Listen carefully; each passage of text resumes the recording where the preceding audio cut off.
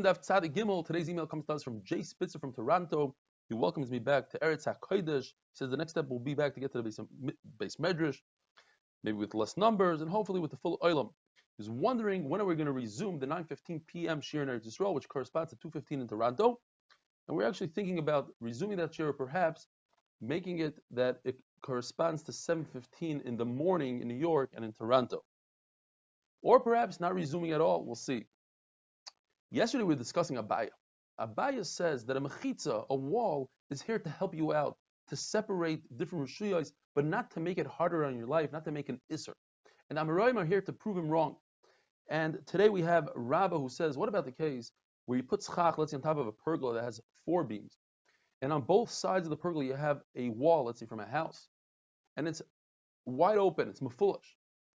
We have 2 full walls, and one of the beams we're going to use as the shlishi afilu tefach, 2 walls and a 3rd wall a tefach.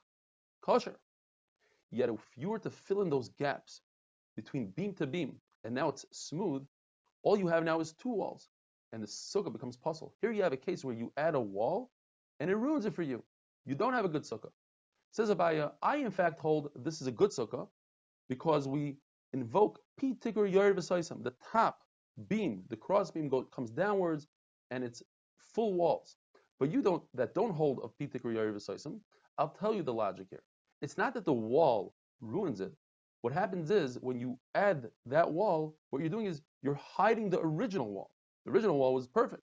You are ruining the original wall. That's different. But typically, a wall, a mechitza, is here to help you. Says Rabbi Baruch Hanan to Abaya, I have another case where mechitza ruins it. And here we're talking about a horizontal mechitza, a ceiling.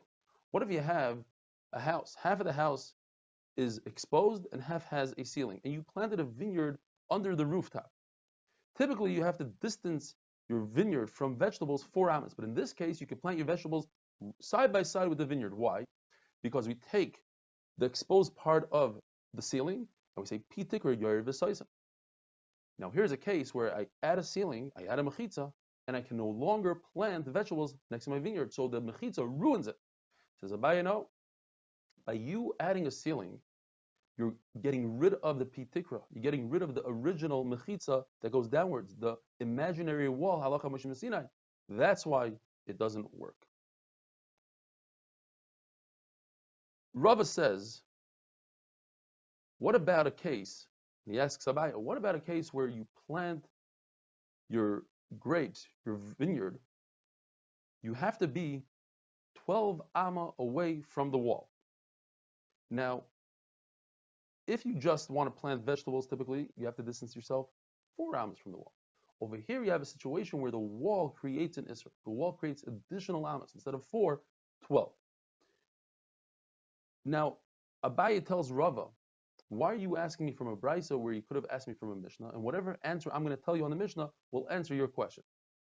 It says in the Mishnah that if there's a karachas, there's a bald spot in the middle of a field, in the middle of a vineyard, in order for you to plant vegetables in that bald spot, according to Beis Shammai, you have to distance yourself from the vineyard 24 ammas. According to Beis Hillel, 16 ammas. Why is that?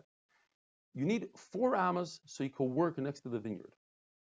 Now, when you plant your vegetables, if they are less than 4 ammas wide, it's not chashuv. And therefore, it becomes bottled to the vineyard. So you have to have at least 4 ammas of vegetables. But since there's a vineyard on both sides, you need a total of 8 ammas in the center. So you have 4 for the tractor, 8 ammas of vegetables, and another 4 for the tractor, for a total of 16. And according to Beis Shammai, the center needs to be 16. You need 8 and 8. Now, there's something called a machot, and that's what we're discussing in our sugi. That's Rava's kasha, the part next to the wall. So you need 4 ammas for the tractor, another 4 ammas for your vegetables, and another 4 ammas next to the wall. Says Abaya, you know why you need those 4 ammas next to the wall? Not because the halacha requires it, but because people are mafkirit. You can't plant next to the wall because if you bring your machinery there, you'll weaken the wall. And you need 4 ammas for makom chashuv. Together you have 12 ammas. But it's not because of the wall that requires the halacha that you need extra ammas. And that answers the question. Says the Gemara, if a person is traveling on Shabbos and he wants to build a karfaf around him, and he does it in an inferior way. He builds walls, temporary walls, which are just horizontal poles every 3 tefachim, without that shesi, without the eruv, or maybe eruv. He puts a string all the way around, but no shesi. He's only allowed to carry within 2 sa.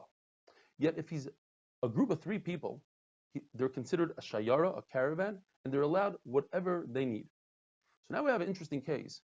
Similar to the case that we had the other day, we have a wide chutzner going into a smaller chutzner.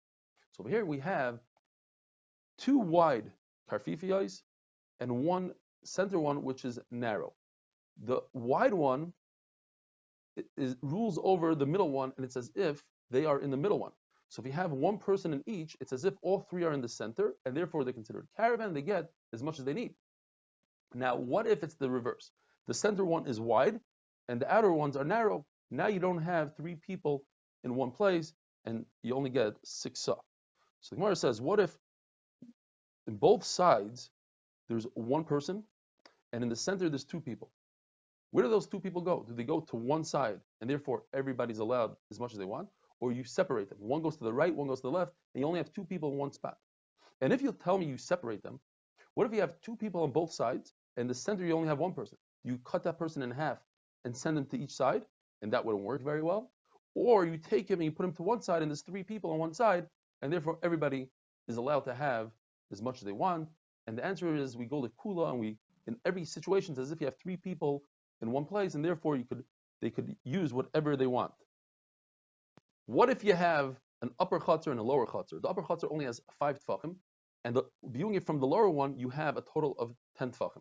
According to Rav Chisda, the 2 don't combine to make a 10 tefach mechitza, viewing it from the upper one. And according to Mereimar, they do combine, and that's the halacha. From the Brisa is mashma that they are mitzvah. So the Gemara says we could explain it that the upper one is megufaf, it's wide open up to 10 amma, and therefore you cannot make 1 eruv, because viewing it from the lower one, there's a full mechitza.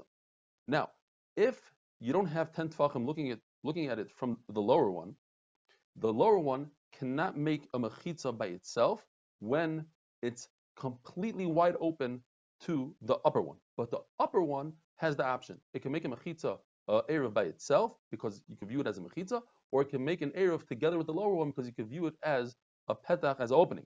According to Shmuel, Ravuna, Rav Yehuda, Rav and Abaya, whatever Shabbos starts out. So if you have an eruv between 2 chatzeros that was done, let's say, through a window, and the window closed off during Shabbos, since when Shabbos came in, it was a great eruv, it remains that way. But according to Rav, if that closes, they make it usr, or if the wall falls down, they make a isser on each other, and even a window is a problem. Have a wonderful day.